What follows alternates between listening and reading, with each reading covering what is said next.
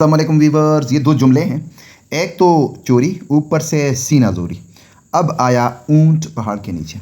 अच्छा, ये जो पहला जुमला है, एक तो चोरी ऊपर से सीना जोरी, क्या मतलब है इसका उर्दू में? यही मतलब है कि जब कोई एक बंदा दिफा कर रहा हो ऐसी चीज़ का जो उसने गलती की है और उसको डिफेंड करने की कोशिश करता है, तो ठीक है, और कहते हैं कि मैंने ऐसा नहीं किया, ऐसा नहीं किया, तो हम कहते हैं कि एक तो इसने गलत काम किया और ऊपर से वो डिफेंड भी कर रहा है। तो इंग्लिश में हम इसको बोलेंगे डिफेंडिंग द इनडिफेंसिबल।